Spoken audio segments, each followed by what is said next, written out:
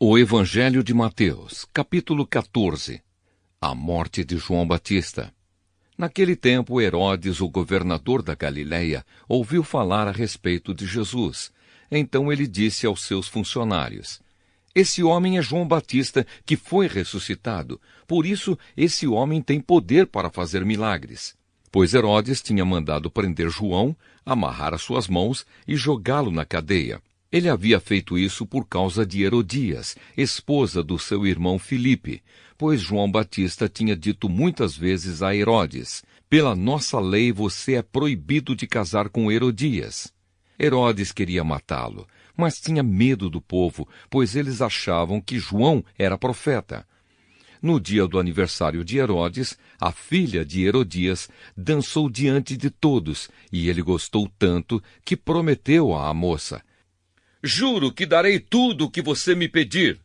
Seguindo o conselho da sua mãe, ela pediu: Quero a cabeça de João Batista num prato agora mesmo. O rei Herodes ficou triste, mas por causa do juramento que havia feito na frente dos convidados, ordenou que o pedido da moça fosse atendido e mandou que cortassem a cabeça de João Batista na cadeia.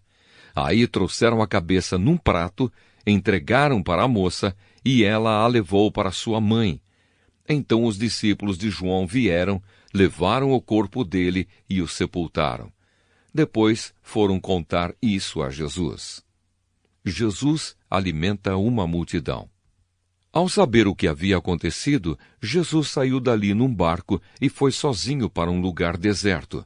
Mas as multidões souberam onde ele estava, vieram dos seus povoados e o seguiram por terra. Quando Jesus saiu do barco e viu aquela grande multidão, ficou com muita pena deles e curou os doentes que estavam ali. De tardinha, os discípulos chegaram perto de Jesus e disseram: Já é tarde e este lugar é deserto.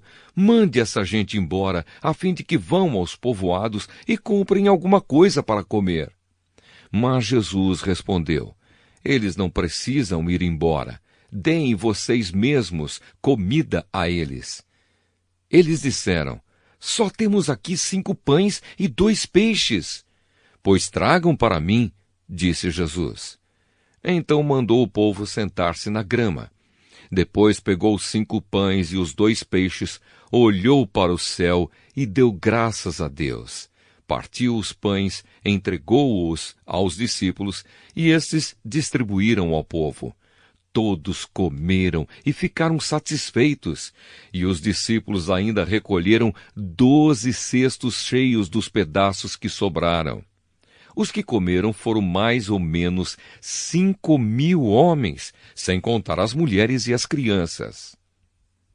Jesus anda em cima da água. Logo depois, Jesus ordenou aos discípulos que subissem no barco e fossem na frente para o lado oeste do lago, enquanto ele mandava o povo embora.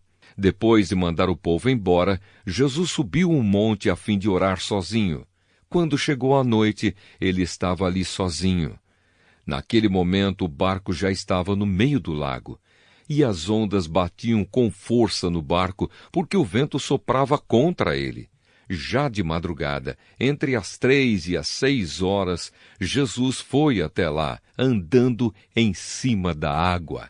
Quando os discípulos viram Jesus andando em cima da água, ficaram apavorados e exclamaram: É um fantasma! E gritaram de medo. Nesse instante, Jesus disse: Coragem, sou eu, não tenham medo. Então Pedro disse: Se é o Senhor mesmo, mande que eu vá andando em cima da água até onde o Senhor está. Venha, respondeu Jesus. Pedro saiu do barco e começou a andar em cima da água em direção a Jesus. Porém, quando sentiu a força do vento, ficou com medo e começou a afundar. Então gritou: Socorro, Senhor! Imediatamente, Jesus estendeu a mão, segurou Pedro e disse: Como é pequena a sua fé, por que você duvidou? Então os dois subiram no barco e o vento se acalmou.